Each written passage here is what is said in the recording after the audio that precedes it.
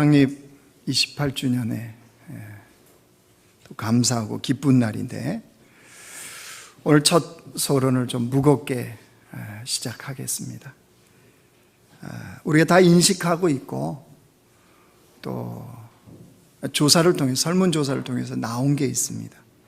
그게 뭐냐면요, 기독교에 대한 사회 신뢰도, 사회는 기독교를 얼마만큼 신뢰하느냐, 이거에 대한 조사입니다. 코로나19가 이제 1년 지나지 않습니까? 1년 지난 다음에 한국교회를 신뢰한다, 이렇게 설문조사에 조사했더니 그렇게 답한 사람들이요 21%밖에 안 됐습니다. 코로나19 이전에는 그나마도 32%, 근데 한국교회를 신뢰한다는 게 21%로 뚝 떨어졌습니다. 자, 그러면 뭐 중간을 선택한 사람도 있고 말을 안 하는 사람도 있었을 테니까요. 그러면 한국교회를 신뢰할 수 없다, 이렇게 대답한 사람들이요, 그 사람들은 무려 76%입니다. 물론 이 안에는 그리스도인도 있습니다. 비그리스도인도 있고. 그러니까 참 수치만 보면 굉장히 심각한 거죠. 사회는 한국 교회를 신뢰 안 하는 겁니다. 그리고 코로나 때문에 공권력을 투입해서라도 교회를 좀 통제해달라, 이게 이제 사회에서 나온 소리였습니다. 코로나19 확진자 감염에 대한 인식조사도 이게 얼마나 한국 교회를 불신을 하는지가 나타났어요. 무슨 말이냐? 그동안 이 종교시설을 통해서 감염된 사람들이요, 이런 사람들 퍼센트로 따지면 8%에서 11%, 요 정도 수준, 그러니까 중간 잡고 한 10% 정도가 이런 종교단체나 어떤 뭐 그런 기관이나 또 믿는 사람들끼리 접촉했다든가 뭐 이렇게 해서 감염이 된 게 실제 이번에 이제 수치로 나왔어요. 근데 국민들의 의식은요, 그렇지 않습니다. 이렇게 물어봤어요. 코로나19 전체 확진자 중 교회발 확진자 비율이 얼마나 된다고 생각하느냐? 그랬을 때 어마어마합니다. 사람들의 인식은요 44%입니다. 그 절반 가까이잖아요. 그러니까 예를 들어서 코로나가 뭐 10만 명 걸렸다, 우리나라 전체, 그럼 5만 명 정도는 교회를 통해서 걸렸다고 생각한다는 거예요. 그러니까 실제보다 4배 차이가 이렇게 나는 거죠. 그러니까 한국 사회에서 기독교에 대한 이 인식이요, 이게 얼만큼 부정적인지 뭐 우리가 피부로도 느꼈고 이제 수치로도 나가온 거예요. 설문조사한 그 기관은 기독교 기관이었습니다. 그래서 이제 마지막에 그 이야기를 좀 이렇게 정리를 하면서 그 내용을 이렇게 달아놨더라고요. 단시간에 해법을 강구하는 것은 사실 어려운 상황이다. 다만 이번 코로나19 사태를 겪으면서 국민들은 교회의 공공성 강화를 요구하고 있는 것으로 보인다. 그러니까 세상이 교회를 향해서 뭘 요청하는 거예요? 공적 책임과 역할. 교회가 사회를 향한 공적 책임과 역할을 해줘야 되지 않느냐라고 세상은 이야기를 한다는 거예요. 교회가 그걸 해야 앞으로 신뢰도가 회복된다, 이런 이야기였습니다. 이 기사를 보는데 목회자잖아요. 굉장히 마음이 무거웠습니다. 또 책임감. 사실 뭐 이런 일이 왜 일어났겠어요? 저 같은 목회자들이 어떻게 교회를 하고 어떻게 성도들을 가르치고 어떻게 본을 보였느냐, 이게 뭐 그냥 딱 드러난 거죠. 아무리 목사라는 직분을 달고 다녀도 그 목사답지 못한 모습이 결국은 세상 속에 비춰지는 거죠. 뭔 사건 터지면 보십시오, 얼마나 교회 지도자, 특별히 목사들이 거기 중심에 서 있는지 우리는 부인할 수가 없지 않습니까? 이런 무거운 마음을 가지고 창립 28주년 감사주일인데 참 감사하며 어떤 잔치 같은 이런 분위기가 참 되었으면 좋겠다 그러는데 하나님은 말씀을 묵상하며 오히려 더 무거운 그 말씀을 주세요. 그래서 그대로 오늘 나누기로 했습니다. 이런 상황 속에서 우리가 하나님의 말씀을 따라서 올바로 신앙생활하고요, 우리가 올바로 믿는 주의 백성으로 사는 거 얼마나 중요한지 모릅니다. 사회가 그렇게 보든 안 보든 어쨌든 우리는 그 길을 가야 되는 주의 백성들입니다. 그래서 교회가 연수가 더할수록요, 좀 진리 안에 더 깊어진 교회가 되기를 원합니다. 우리의 인격도 우리의 신앙도 좀 깊은 사람들이요, 좀 말하지 않아도, 우리가 드러내지 않아도 좀 깊은 교회, 깊은 성도, 깊은 목사, 좀 그런 교회가 되기를 원합니다. 그런 관점에서 오늘 본문을 살피고 또 창립 28주년을 맞이한 우리 교회에 우리가 적용하기를 원합니다. 오늘 본문의 배경은 이렇습니다. 스데반이요, 돌에 맞아 핍박하여 이제 죽습니다. 스데반이 죽자 이게 초대 예루살렘 교회에 엄청난 일이 일어나요. 어떤 일이 나냐면 대박해가 시작됩니다. 교회를 향한, 믿는 자들을 향한 대박해가 시작됩니다. 그 바람에 예루살렘 교회는 사도들을 제외한 나머지 모든 사람들이 다 흩어졌습니다. 박해를 피해서 도망칠 수밖에 없었어요. 근데 그때 이 흩어진 무리 중에 예루살렘으로부터 약 480km 떨어진 곳에 안디옥이라는 지역이 있었어요. 거기에 가서 복음을 전하는 제자들이 있었어요.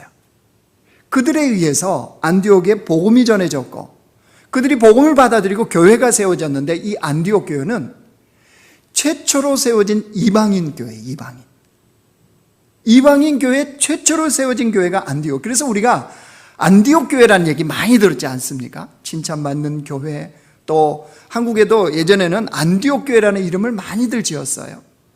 그게 최초의 이방인 교회였기 때문입니다. 근데 그 당시에 사회적인 형편이 어떠했냐 그러면 이랬습니다. 로마 제국이 통치하고 있다는 것을 한번 생각해 보시면 알아요. 뭐 그것도 피부에 안 와닿으시면 그 일본 사람들이 우리나라를 압제하면서 통치할 때 한번 생각해 보십시오. 이름도 개명하게 만들고 학교에서 그 당시에는 그랬다며요. 다 일본어로 교육을 시키게 만들고, 또 일본 누구의 천황? 자기들 마음대로 정해놓고 천황이라고 그래놓고 거기에 뭐 하겠어요? 절하게 하고. 교회들도 마찬가지였어요. 이렇게 만약 우리가 그때였으면요, 예배 드리기 전에 그 천황한테 먼저 그거 해야 돼요. 일본 왕 신사참배 그거 하고 이제, 그래서 이거 종이 있었던 거예요, 교회가. 그래서 신사참배 먼저 한 다음에 종 땡 치면은 이제 다 신사참배 멈추고 이제는 하나님께 집중합시다. 그래서 이렇게 시작됐거든요. 그러니까 여러분, 그런 사회 상황을 한번 생각해 보시면 로마 제국의 압제 아래에 있다. 사회가 만만치 않았겠죠. 그런데다가 로마가 쓰는 정책이 하나 있었습니다. 그들이 황제를 우상시했어요. 신처럼 여겼어요. 그러니까 그들이 통치하는 나라 가면 항상 신전을 세워요. 황제를 숭배하는 신전을 의리하게 세워놓습니다. 그런 시대였는데 이게 갑자기 무슨 신흥 종교처럼 생겨난 기독교가 하나 있었네요. 예수를 믿는다고 하는. 근데 이들은 어때요? 황제를 우상으로 신으로 섬기지 않겠다는 거예요. 유대교는요, 그냥 그대로 있었으니까 이거는 신흥 종교가 아닌 거예요. 근데 기독교는 신흥 종교인데 그 행위를 하는 거예요. 더불어서 그 당시에 사회 기반 제도가요, 노예제도였어요. 그리고 신분제도였어요. 근데 이거를 반대하는 겁니다. 왜? 성경에서 그걸 말하니까. 그러니 여러분 생각해 보십시오. 로마의 입장에서는 기독교 어떻게 해야 되겠습니까? 박해하고 핍박하고 없애야 될 그런 존재인 거죠. 그러니까 예수 믿는 사람들을 잡으면 어떻게 처리했습니까? 불로 태워서 화형시켜 버렸습니다. 예수 믿는 사람들 잡으면요, 사자굴에 던져 넣었습니다. 오는 경기장에서 그들을 죽이는 이 경기를 펼쳤습니다. 이게 그 당시의 사회예요. 그러니까 기독교인이 된다는 건 뭐였겠습니까? 목숨 걸어야 됐습니다. 내가 예수 믿는 사람이 되는 순간, 세례받고 예수가 나의 구원자입니다라고 고백하는 순간 그 사람은 목숨 걸고 믿는 사회였습니다. 자, 이게 그 당시의 사회예요. 자, 그러면 세상 사람들은 이런 기독교인들을 어떻게 생각했을까요? 26절 한번 보실래요? 만남에 안디옥에 데리고 와서 둘이 교회에 1년간 모여 있어 큰 무리를 가르쳤고 제자들이 안디옥에서 비로소 그리스도인이라 일컬음을 받게 되었더라. 안디옥에서 최초로 예수 믿는 사람들을 뭐라고 불렀어요? 그리스도인이라. 그리스도인이라는 뜻은요, 그리스도의 사람, 그리스도에 속한 사람, 이렇게 부른 거예요. 자, 그럼 우리 생각해 보죠. 안디옥 지역에 있는 세상 사람들이 이 예수 믿는 사람들을 향해서 그리스도인이라 이렇게 불렀는데 칭찬이었을까요? 비난이었을까요? 제가 잘못 물어봤는데 너무 오래간만에 물어봤어요. 제가 다시 물어보겠습니다.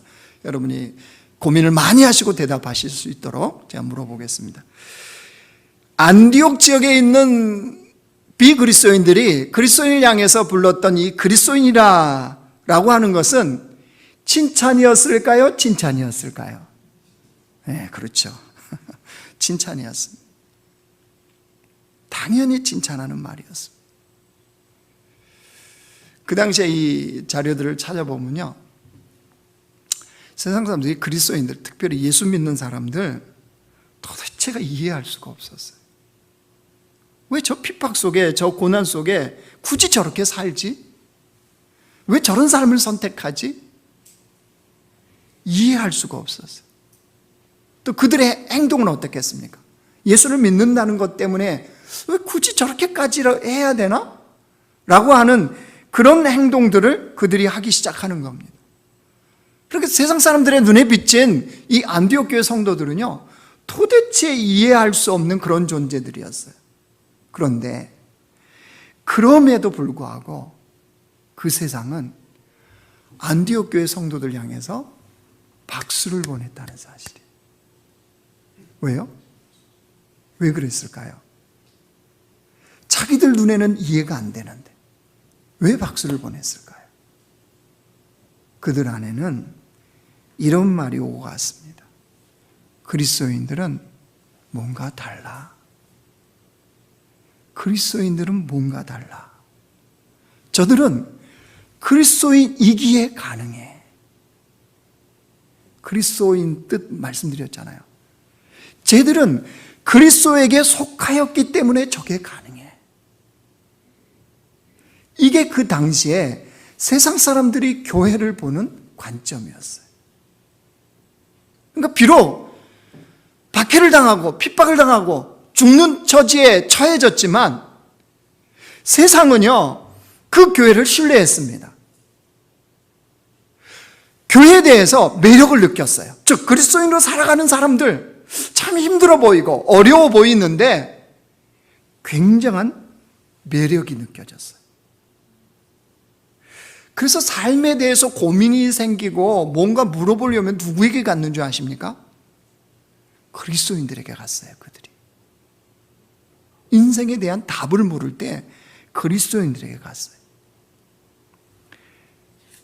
여러분, 이게 그 당시에 교회와 우리 성도들의 현 주소였습니다.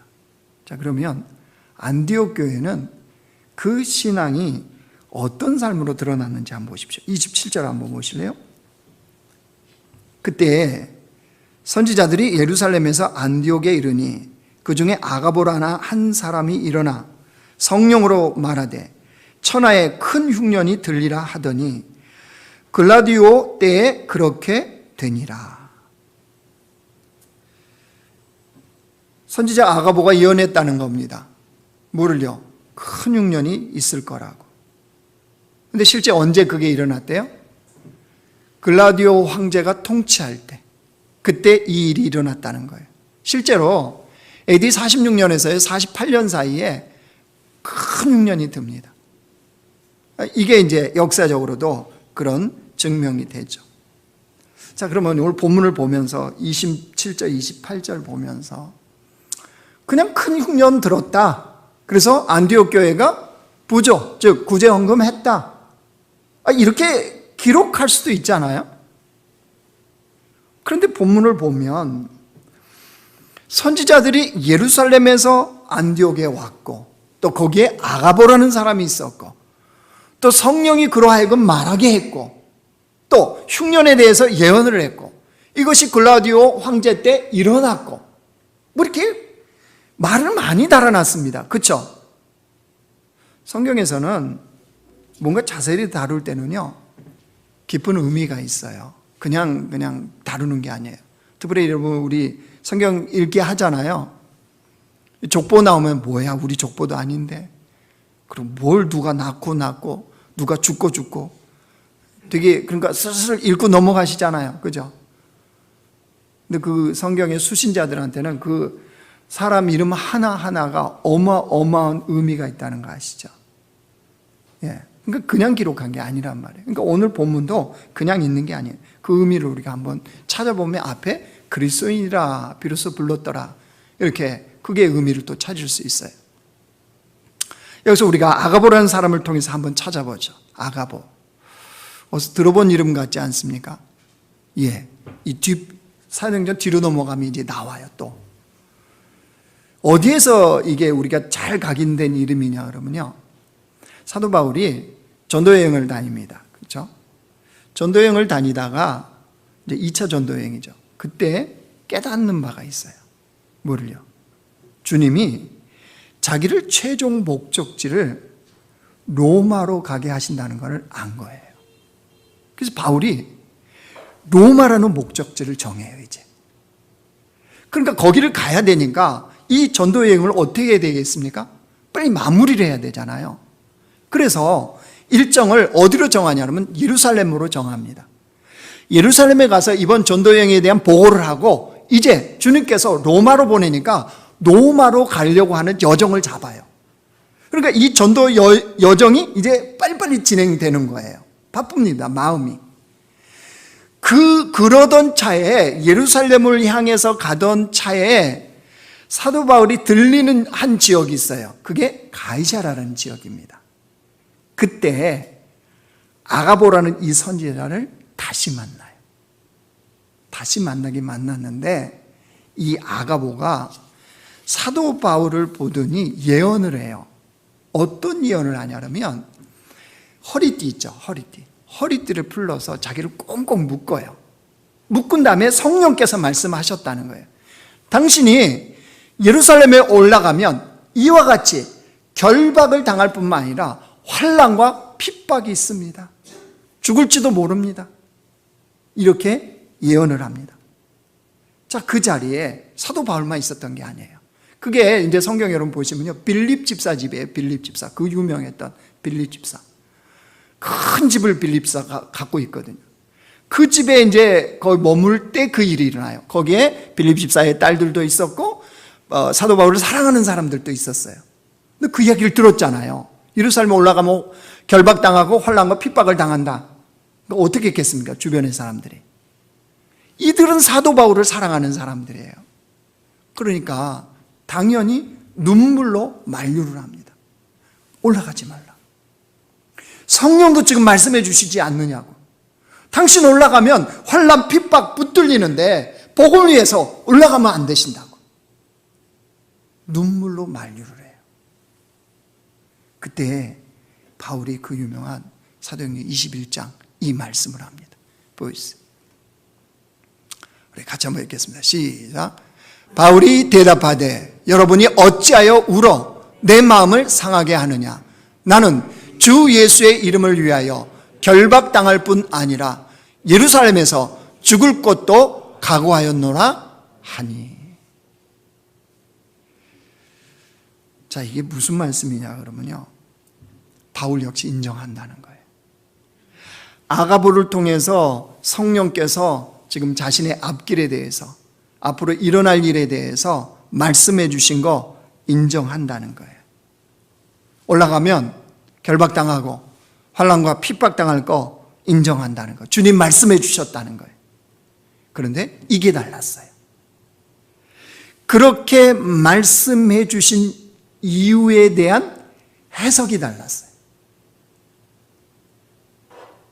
사도 바울을 눈물로 만류했던 사람들은 그러니까 주님이 올라가지 말라고 하시는 겁니다. 그래서 미리 알려주신 겁니다. 이렇게 해석을 했어요. 바울은요, 그렇게 해석하지 않았습니다. 그럼에도 불구하고 환난이 있어도 핍박이 있어도 그럼에도 불구하고 복음을 위하여, 하나님 나라를 위하여 반드시 가야 할 길임을 알려주셨다는 거예요. 핍박당하고 환난당해도 그 자리에 성령이 나와 함께 하시고, 그 성령이 환난과 핍박당하는 그곳에 나를 응원하고 격려하시고자 그 말씀을 하셨다. 이렇게 해석한 거예요. 그러니까 바울은 어떻게 해요? 가잖아요, 예루살렘. 가서 이제 그 환난과 핍박을 당합니다. 그리고 죄수 신분이 완전히 돼버리죠. 죄수 신분이 되는데 그렇게만 보면 참 비참한 상황에 빠진 거죠. 그렇지 않습니까? 얼마나 비참합니까? 그런데 여러분, 나중에 이제 제가 또 그 부분 하면서 설교할 일이 있으면 하겠습니다. 이게 하나님의 어마어마한, 얼마나 놀라운 주님의 예비하신 계획이었는지. 죄수의 신분으로 로마로 들어가는데 하나님의 관점, 복음의 관점, 주님의 나라에서 보면요, 안전하게 보호한, 로마 병사들이 보호해서 로마까지 이르게 하는, 누가 계획해도 그렇게 할 수가 없는 하나님의 일하심이 그 안에 있다는 걸 알게 됩니다. 아무튼 바울이 그러면 지금 이 앞에 안디옥 교회와 그거하고 같이 여러분 지금 연결해서 생각하면서 따라오시면 됩니다. 바울이 그걸 통해서 우리에게 이제 말해주고 싶은 게 그건 거예요. 안디옥 교회도 그리스도인이라 일컬음을 받았듯이 사도 바울은 이 사건을 통해서요, 그리스도인이란 이런 사람입니다 라고 말하는 거예요. 그 아가보의 그 사건이요. 그리스도인은 이런 사람입니다. 우리 교회가 그런 교회가 되기를 원합니다. 무슨 말이냐? 이 뜻입니다. 그리스도인은 어떤 상황 속에서도 주님과 함께 가야 할 길을 가는 사람입니다. 그리스도인은 어떤 상황에서도 주님과 함께 해야 할 일을 하는 사람들입니다. 바울이 그걸 말해주는 거예요. 여러분, 안디옥 교회 한번 볼까요? 최초로 그리스도인이라 일컬음 받고 칭찬받기는 받았어요. 근데 이들의 삶의 현장이 뭐라고요? 지금 안디옥 교회와 성도들의 삶의 현장은요, 핍박, 환난, 죽음이라니까요. 항상 고난이 이들의 삶에 따라다니까. 예수가 그리스도이십니다. 하나님은 나의 주인이십니다. 나의 영혼을 책임지시고 이끄실 주님이십니다. 그렇게 기도하고 고백하고 눈 뜨면 핍박의 현장, 굶주림의 현장, 그 자녀들과 아내와 그 가족들이 매일매일 굶주림에 시달려야 되는 이유가 뭐 때문이에요? 예수를 믿는다는 것 때문에. 그들이 때로는 화형장에 처해져 있고 때로는 죽어가는 삶의 현장이 항상 그 죽음의 그림자, 고난의 그림자, 핍박의 그림자가 붙어 있어요. 잠깐 뭐 떨어져 있는 게 아니라 눈 뜨면 그 상황이었어요. 그런데 여러분, 이 안디옥 교회가, 예루살렘 교회가 큰 흉년으로 어렵다는 이야기를 듣고 뭘 했다고요? 29절 와보세요. 제자들이 각각 그 힘대로 유대에 사는 형제들에게 부조를 보내기로 작정하고 이를 실행하여 바나바와 사울의 손으로 장로들에게 보내니라. 그 힘대로 부조를 보냈대. 부조가 뭐라고 그랬어요? 구제연금이에요, 구제연금. 우리 헬라어는 밑에 곽주 성경에는 관주 성경 뭐라고 나왔어요? 봉사 그랬죠. 봉사. 예. 구제헌금도 봉사에 해당되는. 그러니까 구제헌금을 모아서 이들이 보냈다는 거예요. 근데 여러분 이 안디옥 교회가 얼마나 건강한지 아시겠죠? 요 일이요. 지금 안디옥 교회 리더가 누구냐면 바나바와 사울. 이 바울 이름 바뀌기 전 이야기예요. 그러니까 우리가 알아듣기 쉽게, 그러니까 여긴 사울이지만 나중에 바울로 바뀌어요 이름이. 그러니까 쉽게 바울로 얘기하겠습니다. 안디옥 교회의 영적인 지도자는 바나바와 바울이었습니다. 이 두 사람이 예루살렘 교회가 그렇게 힘들다는데 우리 구제헌금 합시다. 자, 다음 주에 우리 할 테니까 다들 기도하시고 준비하고 오셔서 우리 구제헌금 합시다 라고 해서 된 게 아니라는 거예요. 그렇게 해서 된 게 아닙니다. 안디옥 교회 그리스도인이라 일컫는 이들이 스스로 고민하고 스스로 기도했어요. 그리고 마음을 모아서 구제헌금을 해서 누구에게? 바나바와 바울에게 줘서 그들이 장로들 통해서 보낸 거예요. 예루살렘. 그러니까 여러분 얼마나 건강한 교회인지 알겠죠. 물론 바나바와 바울이 했던 것이 있습니다. 말씀으로 가르쳤어요. 26절에 나오잖아요. 말씀으로 그들을 가르쳤어요. 그러자 말씀의 은혜로 그들이 변화가 된 거예요. 그것을 뭘로요? 삶으로 나타난 거예요. 여러분 여기서 우리는 건강한 교회, 올바른 그리스도인의 삶이 무엇인지를 알 수 있습니다. 건강한 교회, 올바른 그리스도인의 삶은요, 진리의 말씀으로 변화되는 것을 삶으로 증명해내는 거예요. 그 진리의 말씀으로 우리가 변화되었음을 삶으로 증명하는 거예요. 그 증명에 여러분 중요한 여기 원리가 있습니다. 안디옥 교회는 큰 흉년에 대해서 분석하지 않았어요. 그에 대해서 분석하느라고 에너지를 쏟고 뭐 이야기를 하고 그러지 않았어요. 그러니까 사회가 한국 교회를 신뢰하지 못한 이유가 뭐지? 물론 이거를 하는 것도 필요하죠. 그러나 이런 요소 저런 요소 이런 요소 이런 요소 때문에 그래 거기에 분석하느라고 에너지를 소비하지 않는다는 거예요. 그럼 이들은 뭐 했을까요? 이 벌어진 상황에서 어떻게 섬길 것인가? 우리가 예수 믿는 자로서 이 상황에서 어떻게 섬길 것인가를 고민하고 기도했던 거예요. 그때 이 부조, 즉 예루살렘 교회를 향한 구제헌금이라는 이게 나온 거예요. 왜 이렇게 했을까요? 여러분 그렇게 할 때 주님과 함께 가야 할 길이 있고 해야 할 일이 있다는 것을 알게 되니까요. 여러분 어떻게 섬길까 하는가를 고민하고 기도하면 하나님께서 하나님의 지혜를 나타내십니다. 그러면 그 일을 하면 되는 거예요. 그게 올바른 믿음, 올바른 신앙생활인 거예요. 무슨 이게 지금 사회적인 현상이 이러니까 76%가 한국 교회를 신뢰하지 못하니까 무슨 한국 교회 살리기 프로젝트, 뭐 회복의 무슨 프로젝트, 무슨 40일 작정 금식, 아니요. 그거는요 우리 한국 교회가 너무나 많이 해봤어요. 그걸로 되는 게 아니에요. 그냥 벌어진 상황에 이건 현실이에요. 이때 정말 우리가 고민해야 되는 것은 어떻게 그러면 섬길 것인가. 우리가 고민하고 기도하면 하나님이 지혜를 주세요. 그러니까 이 일에 대해서 교회가 이럽시다 저럽시다 뭐 방법을 제시하거나 또 뭐 그거 안 할 겁니다. 우리가 우리 삶의 현장에서 그거 하면 하나님이 신뢰하는 그때, 회복되어지는 그때를 허락하세요. 말씀을 정리하겠습니다. 한국교회의 신뢰도가 급락한 거 맞습니다. 우리 그런데 거기 분석하는 데 머물지 맙시다. 우리가 정말 교회로서 그리스도인으로서 어떻게 섬길 것인가, 우리 각자 개인이 어떻게 섬길 것인가가 고민되고 기도하는 교회가 되길 원합니다. 하나님께서 28년 전, 정확히네요, 1993년 3월 7일입니다. 오늘 딱 3월 7일이잖아요. 그렇죠? 남쪽에 창립 예배를 드린 첫 날이 3월 7일이에요.